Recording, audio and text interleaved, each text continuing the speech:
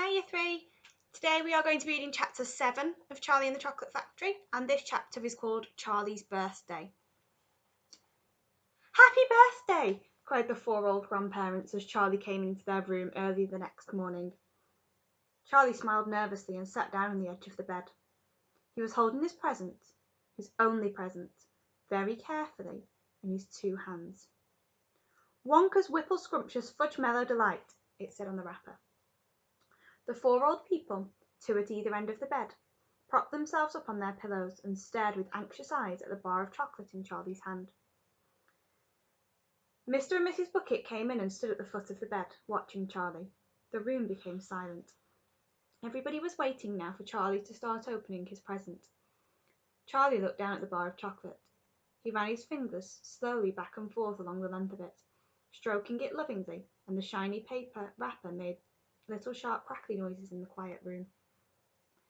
Then Mrs. Bucket said gently, "You mustn't be too disappointed, my darling, if you don't find what you're looking for underneath the wrapper. You really can't expect to be as lucky as all that." "She's quite right," Mr. Bucket said.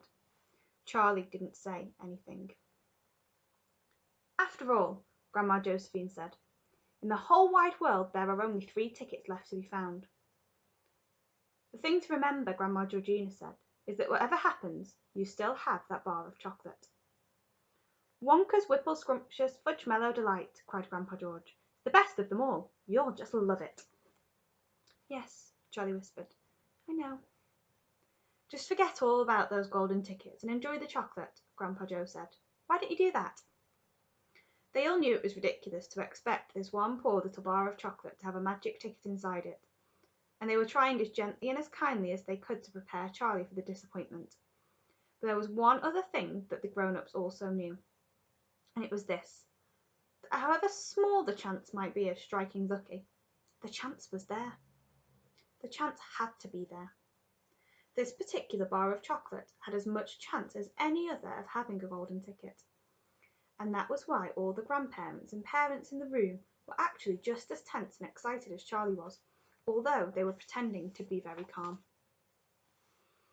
"You better go ahead and open it up, or you'll be late for school," Grandpa Joe said. "You might as well get it over with," Grandpa George said. "Open it, my dear," Grandma Georgina said. "Please open it, you're making me very jumpy." Very slowly, Charlie's fingers began to tear open one small corner of the wrapping paper. The old people in the bed all leaned forward, craning their scraggy necks. Then suddenly, as though he couldn't bear the suspense any longer, Charlie tore the wrapper right down the middle, and on his lap there fell a light brown creamy-coloured bar of chocolate. There was no sign of a golden ticket anywhere. "Well, that's that," said Grandpa Joe brightly. "It's just what we expected." Charlie looked up. 4 kind old faces were watching him intently from the bed. He smiled at them, a small sad smile, and then he shrugged his shoulders and picked up the bar of chocolate and held it out to his mother and said, "Here, Mother, have a bit. We'll share it. I want everybody to taste it." "Certainly not," his mother said. And all the others cried, "No, no, we wouldn't dream of it. It's all yours." "Please," begged Charlie, turning around and offering it to Grandpa Joe. But neither he nor anyone else would take even a tiny bit. "It's time to go to school, my darling," Mrs. Bucket said, putting an arm round Charlie's skinny shoulders. "Come on, or you'll be late." So that's the end of chapter 6. Oh, chapter 7, should I say. And I've got 10 questions for you for this chapter as well. So, number 1, imagine you are Charlie. Describe how you feel on the morning of your birthday before you open your present. So you've just woken up in the morning, you haven't opened your present yet. How are you feeling? What emotions, what thoughts are inside your head at that time? Number 2, why did Charlie take his time opening the chocolate bar? Number 3, what happened when he opened it? Number 4, now that he's opened it, how do you think he feels now? Number 5, how does his offering to share the chocolate differ from his other birthdays? Number 6, what emotion is Charlie trying to hide behind his smile?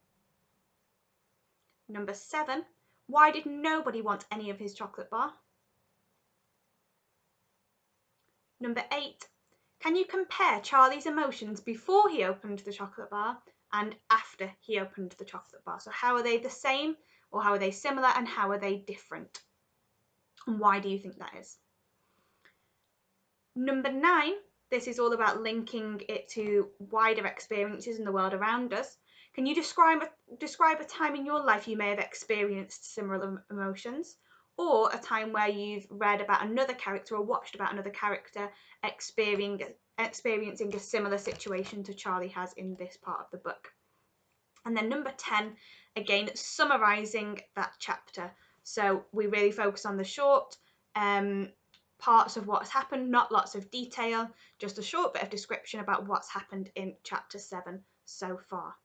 Okay, and then when you're ready, you can watch it back, help yourself to answer those questions, and then you can join us for chapter 8 on the next video. Bye.